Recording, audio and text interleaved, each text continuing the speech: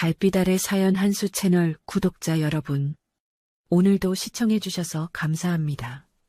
행복하고 즐거운 시간 되시길 바라며 오늘의 사연 시작하겠습니다. 5월 말의 속초 해변은 이미 여름의 전령들로 가득했습니다. 뜨거운 햇살이 백사장을 달구며 모래알 하나하나를 반짝이게 만들고 있었고, 끝없이 밀려오는 파도 소리가 해안가 전체를 감싸며 평화로운 오후를 연출하고 있었어요. 바닷바람은 시원하면서도 짠맛을 머금고 있어서 지나가는 사람들의 머리카락을 부드럽게 흩날리게 했습니다. 본격적인 피서철을 앞두고 해수욕장 곳곳에서는 개장 준비가 한창이었어요.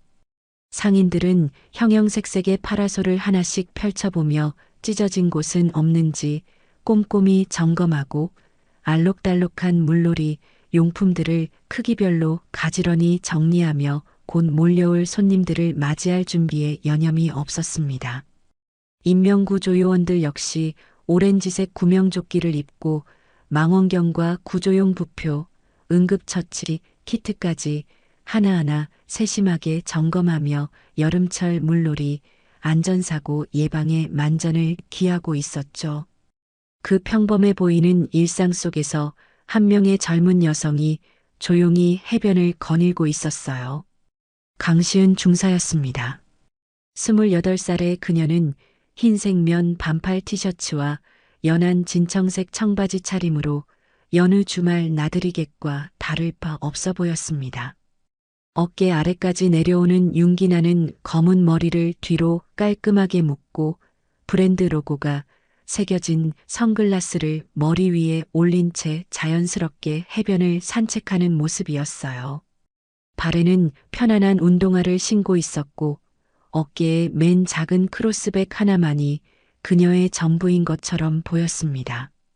하지만 자세히 관찰하는 사람이라면 그녀의 예리하면서도 차분한 눈빛과 주변을 끊임없이 살피는 습관적인 동작, 그리고 무의식 중에 허리춤과 가방끈을 확인하는 작은 제스처에서 범상치 않은 기운을 느낄 수 있었을 거예요. 강시은은 대한민국 육군 707특임대 소속 대테러 전문 요원으로 지금 이 순간에도 아주 중요하고 민감한 임무를 수행하고 있었던 겁니다.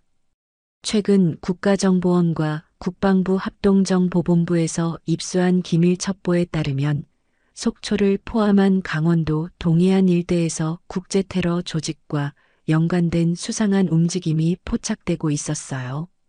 특히 곧 다가올 해수욕장 개장 시기와 여름 휴가철에 맞춰 전국에서 수십만 명의 관광객들이 몰릴 것으로 예상되는 만큼 사전에 철저하고 체계적인 보안 점검이 절실히 필요한 상황이었습니다. 강시은이 맡은 구체적인 임무는 일반 관광객으로 완벽하게 위장하여 해변 일대의 보안 취약점을 면밀히 파악하고 수상한 인물이나 의심스러운 움직임이 있는지 24시간 지속적으로 감시하는 것이었죠. 해변 한쪽 구석 파라솔 그늘 아래에서는 낡고 여러 번 기워진 회색 작업복을 입은 노인 한 분이 묵묵히 쓰레기를 줍고 있었습니다. 가슴팩에 플라스틱으로 코팅된 이름표에는 청소 담당자 오진택이라고 볼펜으로 손글씨가 적혀 있었어요.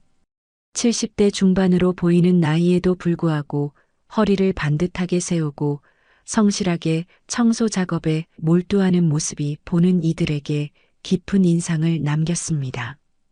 자세히 보니 왼쪽 팔 전체에는 마치 심한 화상을 입은 듯한 거무스름하고 울퉁불퉁한 상처 자국들이 옷소매 사이로 선명하게 보였고, 쓰레기 집게를 든 오른손의 새끼손가락은 두 번째 관절 부분이 깔끔하게 잘려나간 상태였어요. 그럼에도 불구하고 오진택의 눈빛만은 놀랍도록 맑고 흔들림 없이 의연했습니다. 강시은은 휴대용 소형 금속 탐지기를 이용해 모래 속 깊숙이 묻힐 수 있는 금속 이물질들을 센티미터 단위로 꼼꼼히 조사하던 중이었습니다. 그때 저 멀리서 들려오는 거칠고 시끄러운 남자들의 목소리에 자연스럽게 고개를 돌렸어요. 아, 저기 혼자 돌아다니는 예쁜 아가씨 좀 봐봐. 진한 소주 냄새와 맥주 냄새를 동시에 풍기며 비틀거리는 걸음으로 해변을 가로질러 다가오는 남자들의 무리가 시야에 들어왔습니다. 모두 6명 정도 되는 그들은 팔뚝과 목 부위에 똑같은 용 모양 문신을 새기고 있었고, 그 중에서도 키가 가장 크고 덩치가 좋은 한 남자가 다른 조직원들을 거느리며 당당하게 앞장서고 있었어요. 바로 속초 지역에서 온갖 악행으로 악명을 떨치고 있는 조폭 조직인 칠성파의 두목 백두현이었습니다. 백두현과 조직원들은 술에 취한 채로 해변을 활보하며 주변 사람들을 위협적인 눈빛으로 훑어보고 있었습니다. 그들의 행동은 점점 더 거칠어지고 있었어요. 백두현은 키가 180cm가 넘는 건장한 체격에 얼굴 전체에 흉터가 가로질러 있어서 보는 이들로 하여금 자연스럽게 고개를 돌리게 만들었습니다. 특히 왼쪽 눈썹 위에서 턱까지 이어진 깊은 칼자국은 그가 지금까지 얼마나 험한 세계에서 살아왔는지를 적나라하게 보여주고 있었죠. 조직원들 역시 모두 비슷한 분위기였어요. 문신과 상처로 뒤덮인 팔과 목, 그리고 언제든 폭력을 휘두를 준비가 되어 있다는 듯한 거친 눈빛들이 해변의 평화로운 분위기와는 완전히 동떨어져 있었습니다. 강시은은 금속 탐지 작업을 계속하면서도 저들의 움직임을 예의주시하고 있었어요. 707 특임대에서 받은 훈련 덕분에 그녀는 겉으로는 전혀 긴장하지 않은 것처럼 보이면서도 내부적으로는 모든 감각을 최대한으로 곤두세우고 있었습니다. 주변 상황 파악, 대피 경로 확인, 비상시 대응 방안까지 머릿속으로 빠르게 시뮬레이션하고 있었죠. 하지만 지금은 민간인으로 위장한 상태였기 때문에 최대한 자연스럽게 행동해야 했습니다. 어떤 일이 있어도 자신의 정체가 드러나서는 안 되는 상황이었어요.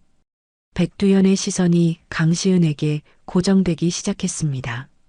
그는 동료들에게 뭔가를 속삭이더니 천천히 그녀 쪽으로 걸어왔어요. 야, 아가씨, 뭐하고 있어? 그의 목소리는 술 때문에 약간 어눌했지만 위협적인 기운이 가득했습니다. 강시은은 고개를 들어 그를 잠깐 바라본 후 아무 말 없이 다른 곳으로 이동하려 했어요. 하지만 백두현은 포기할 생각이 없었습니다. 잠깐 어디 가려고 해? 우리가 말 걸었잖아. 그의 목소리가 점점 더 큰 소리로 변하기 시작했어요. 다른 조직원들도 하나둘씩 강시은 주변으로 모여들었습니다. 형님, 저 아가씨 혼자네요. 같이 놀자고 해보죠. 맞아요. 우리가 재미있게 해줄게. 그들의 말투와 행동은 점점 더 노골적으로 변하고 있었어요. 주변에 있던 다른 해변 이용객들은 이 상황을 보고 슬그머니 자리를 피하기 시작했습니다. 가족 단위로 놀러 온 사람들은 아이들 손을 잡고 서둘러 다른 곳으로 이동했고, 연인들도 불편한 표정을 지으며 그 자리를 벗어났어요. 강시은은 침착하게 상황을 판단하고 있었습니다. 지금 당장 이들과 직접적인 충돌을 일으킬 수는 없었어요. 자신의 임무가 들통날 위험이 있었고, 무엇보다 주변에 민간인들이 너무 많았습니다. 하지만 이들이 계속해서 자신을 괴롭힌다면 어떻게든 대응해야 할 상황이었죠. 그녀는 가방 속에 있는 비상연락용 무전기의 위치를 재확인했습니다. 필요하다면 언제든 지원을 요청할 수 있는 상태였어요. 그때 예상치 못한 일이 벌어졌습니다. 저 멀리서 쓰레기를 줍고 있던 오진택 할아버지가 쓰레기 집게를 든 채로 천천히 이쪽으로 걸어오기 시작한 거예요. 이봐요, 젊은 사람들이 왜 남을 귀찮게 하나요? 그만들 하세요. 오진택의 목소리는 나이에 비해 놀라울 정도로 힘이 있었습니다. 70대 중반의 나이에도 불구하고 전혀 주눅 들지 않은 채로 조폭들에게 당당히 맞서고 있었어요. 백두현과 조직원들은 갑자기 나타난 이 노인을 보고 어이없다는 표정을 지었습니다. 뭐야, 이 늙은이는? 상관없으니까 꺼져. 하지만 오진택은 한 발짝도 물러서지 않았어요. 오진택은 조폭들의 협박에도 불구하고 한 발짝도 물러서지 않았습니다. 오히려 더욱 당당하게 그들 앞으로 다가서며 강시은을 보호하려는 듯한 자세를 취했어요. 젊은 사람이 어른 말을 안 듣나? 그만하라고 했잖아. 그의 목소리에는 젊은 시절부터 쌓아온 권위와 카리스마가 묻어나고 있었습니다. 비록 지금은 해변 청소를 하는 일용직 노동자의 모습이었지만 그 안에 숨겨진 무언가가 조폭들조차 순간적으로 주춤하게 만들었어요. 백두현은 처음에는 당황했지만 곧 화가 나기 시작했습니다. 이 늙은 개가 뭔 소리야? 너 같은 거지가 우리한테 명령해? 그는 주먹을 불끈 쥐며 오진택에게 다가섰어요. 다른 조직원들도 하나둘씩 할아버지를 둘러싸기 시작했습니다. 형님, 저런 늙은이는 한 대만 치면 바로 정신 차릴 거예요. 맞아요. 괜히 오지랖 부리다가 큰 코 다칠 줄 모르네. 주변 상황은 점점 더 험악해지고 있었습니다. 해변에 있던 다른 사람들은 모두 멀찍이 떨어져서 이 상황을 지켜보고 있었어요. 몇몇은 휴대폰을 꺼내서 경찰에 신고를 하려는 듯 했지만 조폭들의 위협적인 분위기 때문에 선뜻 나서지 못하고 있었습니다. 가족 단위 관광객들은 아예 그 구역을 벗어나 버렸고 상인들도 가게 문을 닫고 상황을 예의주시하고 있었죠. 강시은은 이 모든 상황을 냉정하게 관찰하고 있었습니다. 오진택 할아버지가 자신을 보호하려고 나서준 것은 고마웠지만 동시에 걱정이 되기도 했어요. 저 나이에 저런 건장한 조폭들과 맞선다는 것은 너무나 위험한 일이었습니다. 그녀는 마음속으로 여러 가지 시나리오를 빠르게 계산하고 있었어요. 만약 상황이 더 악화된다면 자신의 정체를 드러내서라도 할아버지를 보호해야 할지 아니면 다른 방법을 찾아야 할지 고민하고 있었습니다. 오진택은 조폭들의 위협에도 굴복하지 않았어요. 내가 젊었을 때는 너희 같은 놈들이 설칠 자리가 없었는데 그의 눈빛에는 예전 군인이었을 때의 날카로움이 되살아나고 있었습니다. 비록 나이가 들고 몸이 불편해졌지만 정신만큼은 여전히 꿋꿋했어요. 할아버지, 위험하니까 그만 가세요. 강시은이 조용히 말했지만 오진택은 고개를 저었습니다. 아가씨가 먼저 가세요. 이런 못된 놈들한테는 누군가 제대로 말해줘야 해. 백두현의 인내심이 한계에 도달하기 시작했습니다. 이 꼰대가 끝까지 나대네. 좋아, 그럼 확실히 정리해주지. 그는 소매를 걷어올리며 오진택에게 다가섰어요. 팔뚝에 새겨진 용 문신이 더욱 선명하게 드러났고 다른 조직원들도 각자 주먹을 쥐거나 돌멩이를 집어들기 시작했습니다. 상황은 이제 돌이킬 수 없는 지점으로 치닫고 있었어요. 강시은은 더 이상 지켜볼 수만은 없다고 판단했습니다. 할아버지가 다칠 수도 있는 상황이었고 무엇보다 이런 폭력이 무고한 시민 앞에서 벌어지는 것을 용납할 수 없었어요. 그녀는 가방에서 휴대폰을 꺼내는 척하면서 실제로는 비상연락용 장비의 위치를 확인했습니다. 필요하다면 언제든 행동에 나설 준비를 하고 있었죠. 하지만 그 전에 마지막으로 평화적인 해결을 시도해 보기로 했습니다. 저기요, 그만하시죠. 경찰 불렀으니까 곧 올 거예요. 하지만 백두현은 이미 화가 머리끝까지 난 상태였습니다. 백두현의 얼굴이 분노로 일그러졌습니다. 경찰? 웃기네. 이 동네 경찰들이 누군지 아냐? 그는 비웃으며 오진택에게 한 발 더 다가섰어요. 늙은이 마지막 경고다. 지금 당장 꺼져. 안 그러면 진짜 죽어도 몰라. 조직원들도 하나둘씩 무기가 될 만한 것들을 집어들기 시작했습니다. 해변에 굴러다니는 돌멩이, 부러진 나무 막대기, 심지어 맥주병까지 손에 쥐고 있었어요. 오진택은 여전히 물러서지 않았습니다. 오히려 쓰레기 집게를 더욱 단단히 움켜쥐며 조폭들을 정면으로 응시했어요. 내가 이 나라를 위해 싸울 때 너희는 어디 있었나? 이런 식으로 약한 사람 괴롭히는 게 용감한 일이냐?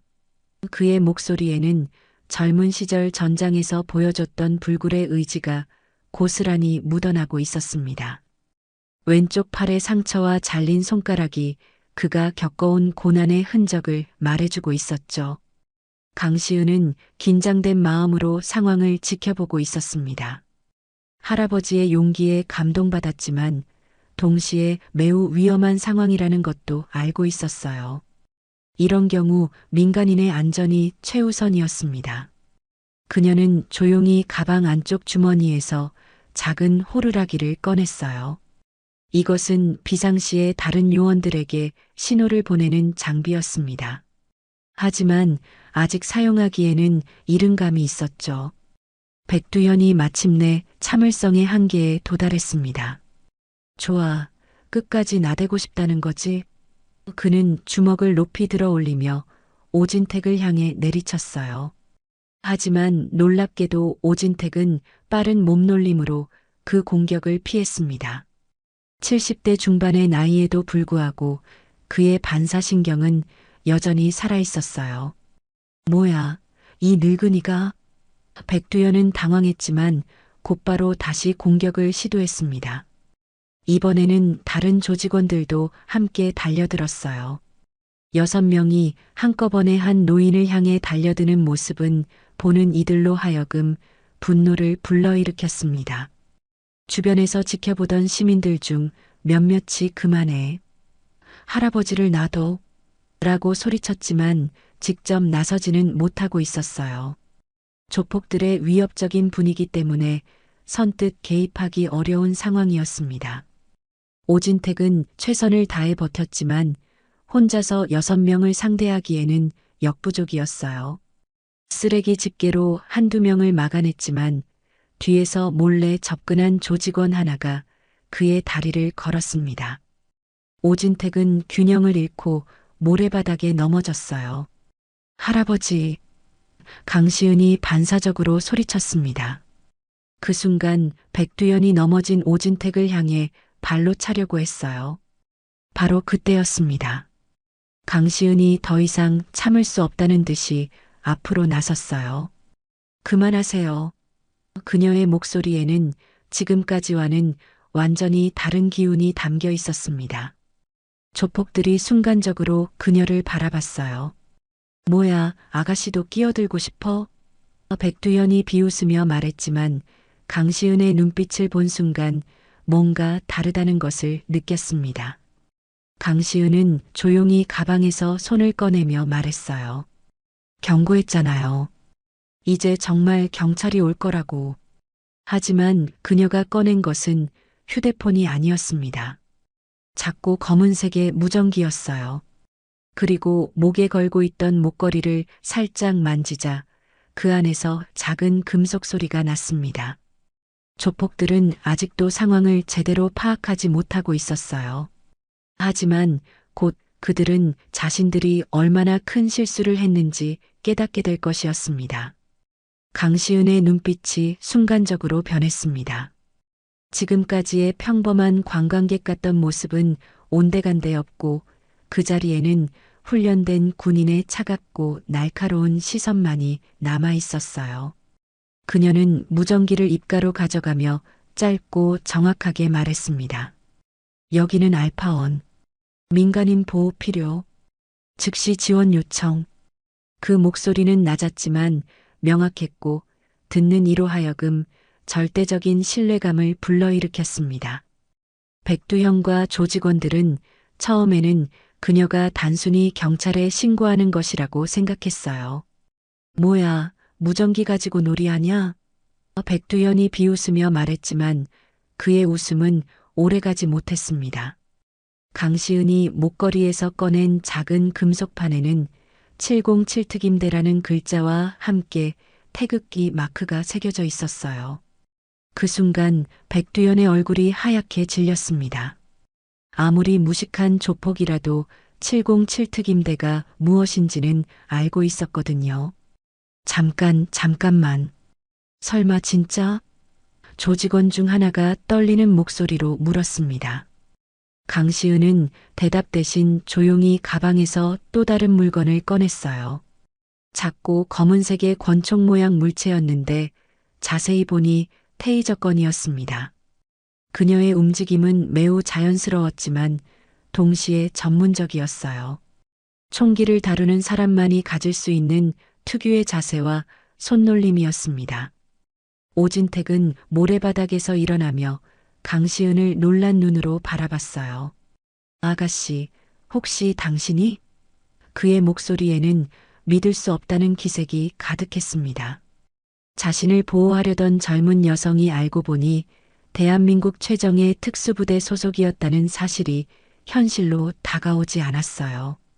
하지만 동시에 그의 가슴속 깊은 곳에서는 뜨거운 무언가가 끓어오르고 있었습니다. 조폭들의 분위기가 급격히 바뀌기 시작했어요. 방금 전까지만 해도 거만하고 위협적이던 그들이 이제는 서로의 눈치만 보며 뒷걸음질 치고 있었습니다. 형님, 우리 그냥 가죠. 괜히 큰일 날 것 같아요. 맞아요, 707이면. 이거 장난 아닌데요. 하지만 백두연은 아직도 상황을 받아들이지 못하고 있었어요. 자존심이 허락하지 않았습니다. 에이, 설마 진짜겠어? 요즘 가짜 신분증이 얼마나 잘 나오는데. 백두연이 애써 허세를 부리며 말했지만 그의 목소리에는 확신이 없었어요. 강시은은 차분하게 대답했습니다. 확인하고 싶으시면 해보세요. 단 후회하실 수도 있어요. 그녀의 목소리는 여전히 낮고 침착했지만 그 안에 담긴 위압감은 상당했습니다. 바로 그때 멀리서 사이렌 소리가 들리기 시작했어요. 하지만 일반 경찰차 사이렌과는 달랐습니다. 더 낮고 무거운 소리였고 곧이어 검은색 SUV 2대가 해변 입구로 빠르게 접근하고 있었어요. 차량에서 내린 사람들은 모두 검은색 전투복을 입고 있었고 각자 완전 무장한 상태였습니다. 그들의 움직임은 매우 전문적이고 신속했어요. 이런 젠장. 백두연이 작은 소리로 욕설을 내뱉었습니다. 이제 상황이 돌이킬 수 없다는 것을 깨달았어요. 조직원들은 이미 도망갈 준비를 하고 있었지만 특수부대원들이 해변 주변을 포위하기 시작하면서 퇴로가 차단되고 있었습니다. 강시은은 여전히 침착하게 서 있으면서 상황을 통제하고 있었어요. 지금이라도 조용히 항복하시면 좋을 텐데요. 더 이상 민간인에게 피해를 주지 마세요.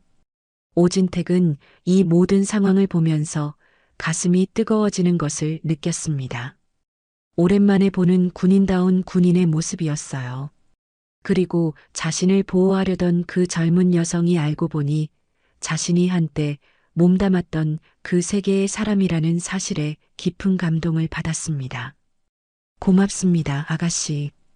그가 조용히 말했을 때 강시은은 고개를 돌려 그를 바라보며 미소를 지었어요. 괜찮으세요, 할아버지. 이제 안전해요.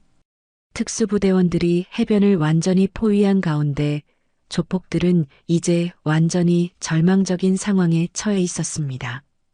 백두연은 마지막 발악을 하려는 듯 주먹을 쥐고 있었지만 주변에 있는 특수부대원들의 전문적인 움직임을 보고는 결국 포기할 수밖에 없었어요.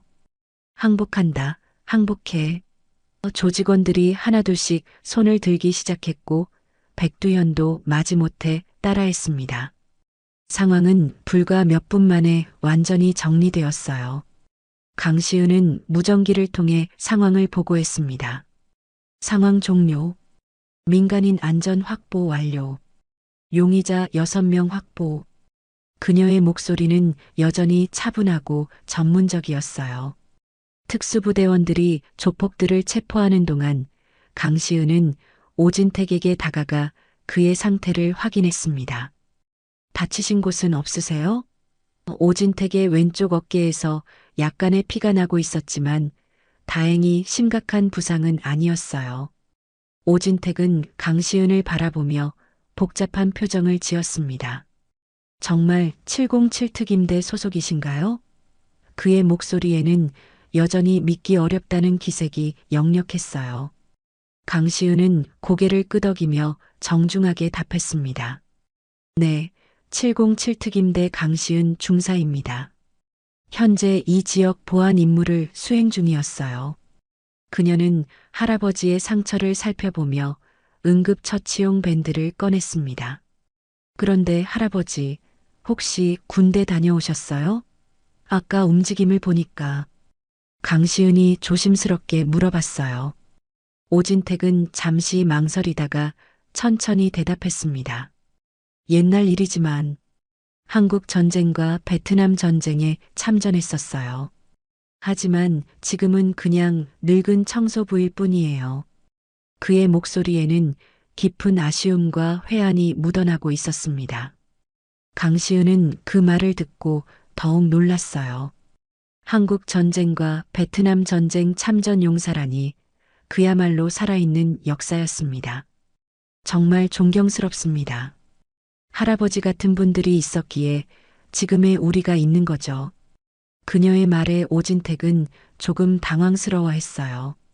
요즘 젊은 사람들 중에서 자신들의 희생을 기억하고 인정해주는 이가 드물었거든요. 특수부대원 중 한 명이 강시은에게 다가와 보고했습니다. 중사님, 용의자들 이송 준비 완료되었습니다. 추가 지시사항 있으십니까? 강시은은 고개를 끄덕이며 답했어요. 수고하셨습니다. 할아버지 응급처치 끝나면 복귀하겠습니다. 부대원이 경례를 하고 돌아간 후 오진택은 더욱 놀란 표정을 지었습니다. 자신을 보호해준 젊은 여성이 이렇게 높은 지위에 있다는 것이 믿어지지 않았어요. 혹시 실례가 안 된다면 부대장님 성함이 어떻게 되세요? 오진택이 조심스럽게 물어봤습니다. 강시은은 약간 의외라는 표정을 지으며 답했어요. 정명수 대령님이세요. 왜 그러세요? 그 순간 오진택의 얼굴이 완전히 변했습니다. 마치 유령을 본 것처럼 하얗게 질렸다가 다시 붉어졌어요. 정명수, 정명수라고 하셨나요? 강시은은 할아버지의 급작스러운 반응에 당황했습니다. 네, 맞는데요. 혹시 아시는 분이세요? 오진택은 한동안 말을 잇지 못했어요. 그의 눈에는 눈물이 맺히기 시작했습니다. 그 사람이 정말 살아있구나. 내가 찾던 그 친구가. 그는 떨리는 목소리로 중얼거렸습니다. 강시은은 더욱 궁금해졌어요. 어떤 사이세요? 오진택은 깊은 숨을 쉬고 천천히 말했습니다. 명수와 나는 베트남 전쟁 때 함께 싸운 전우였어요. 그리고 707 특임대 창설 때도 함께 있었고요. 하지만 내가 부상당한 후로는 연락이 끊어졌었어요. 그의 말에 강시은은 깜짝 놀랐습니다. 할아버지가 자신들 부대의 창설 멤버 중 한 명이었다는 것이었어요. 그럼 할아버지께서 바로 강시은의 말에 오진택은 씁쓸하게 웃었습니다. 옛날 일이에요. 지금은 아무도 기억하지 않을 거예요. 강시은은 즉시 무전기를 들고 부대로 연락했습니다. 여기는 알파원. 대령님께 긴급히 연결 부탁드립니다. 그녀의 목소리에는 흥분이 살짝 섞여 있었어요. 잠시 후 정명수 대령의 목소리가 무전기에서 흘러나왔습니다. 강 중사, 무슨 일인가? 강시은은 심호흡을 한 후 조심스럽게 말했어요. 대령님, 혹시 오진택이라는 분을 아시나요? 베트남 전쟁 당시 함께 복무하셨던. 무전기 너머로 한동안 침묵이 흘렀습니다. 그리고 정명수 대령의 떨리는 목소리가 들려왔어요. 오진택? 진택이를 어디서 만났나? 그의 목소리에는 믿을 수 없다는 기색과 함께 깊은 감정이 담겨 있었습니다. 강시은은 현재 상황을 간략하게 설명했어요. 지금 속초 해변에서 만났습니다. 할아버지께서 저를 도와주셨고 대령님을 아신다고 하셔서요. 정명수 대령은 즉시 말했습니다. 지금 당장 가겠다. 절대 그분을 놓치지 마라.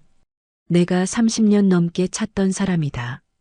무전기가 끊어진 후 강시은은 오진택을 바라봤어요. 할아버지는 여전히 믿기 어렵다는 표정으로 서 있었습니다.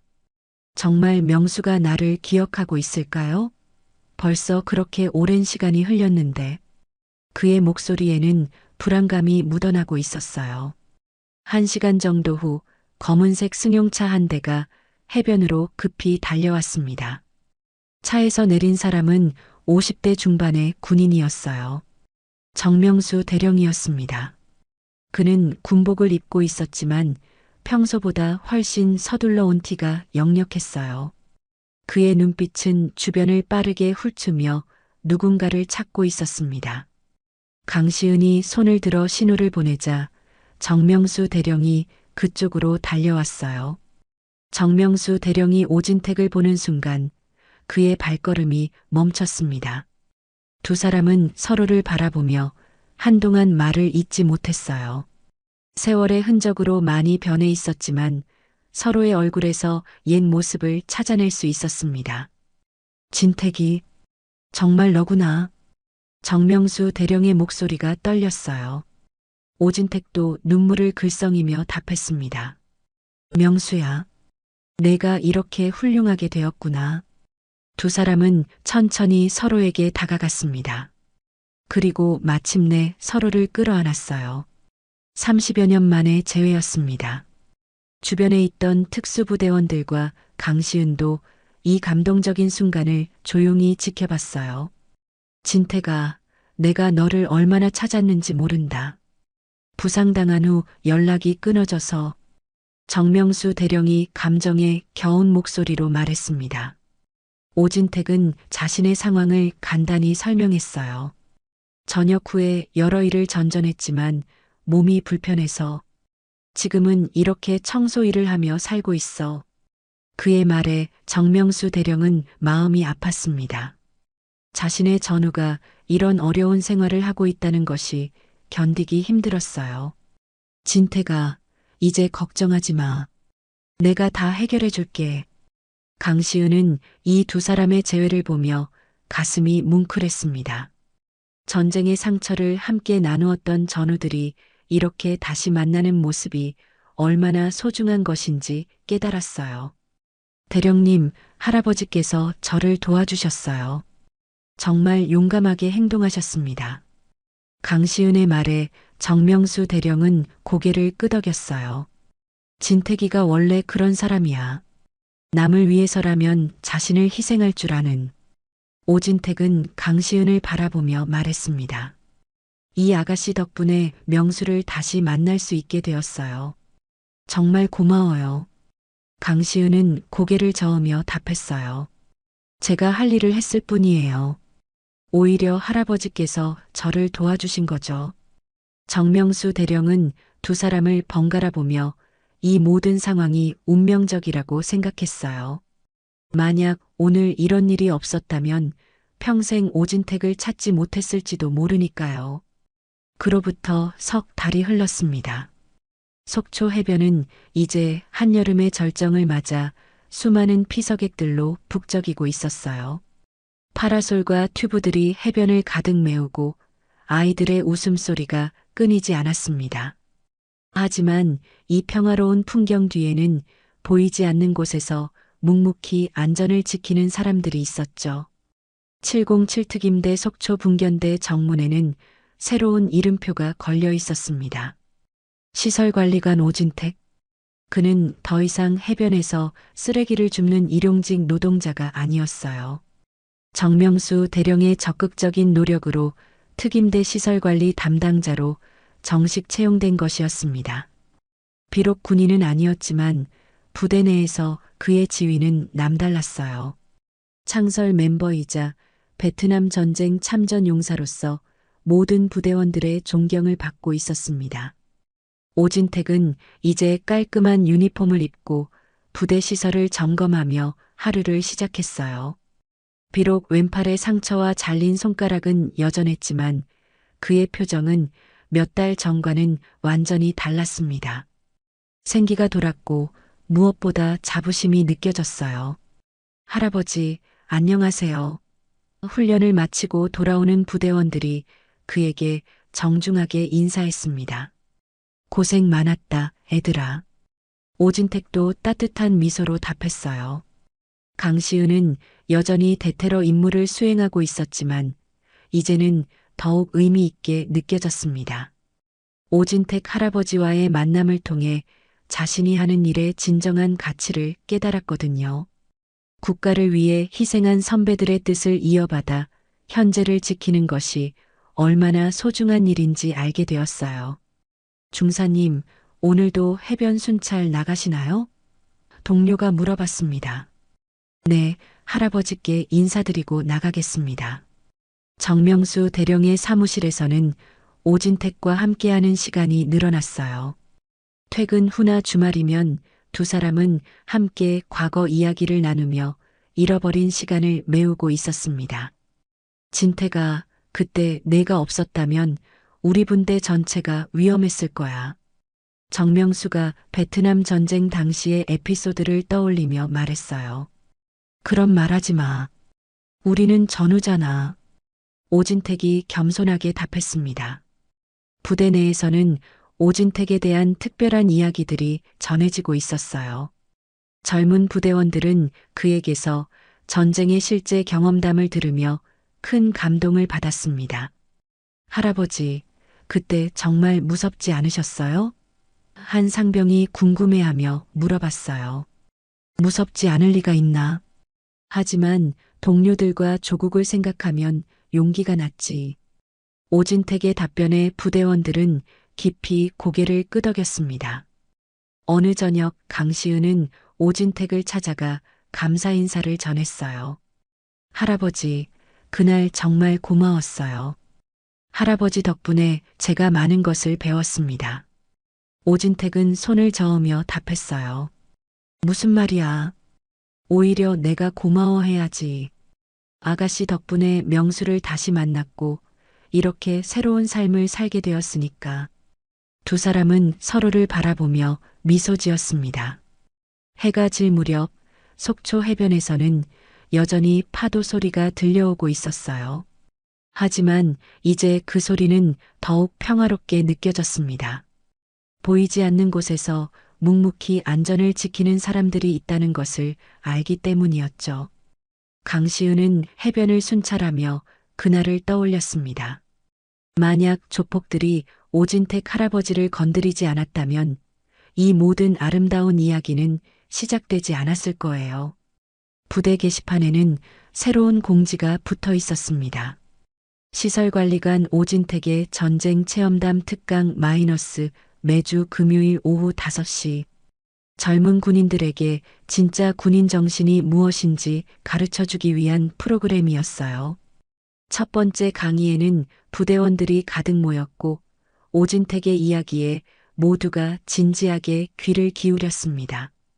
그날 해변에서 조폭들이 건드린 여인은 707특임대였고 그 만남은 잊혀진 영웅을 다시 세상에 불러낸 기적 같은 이야기가 되었습니다.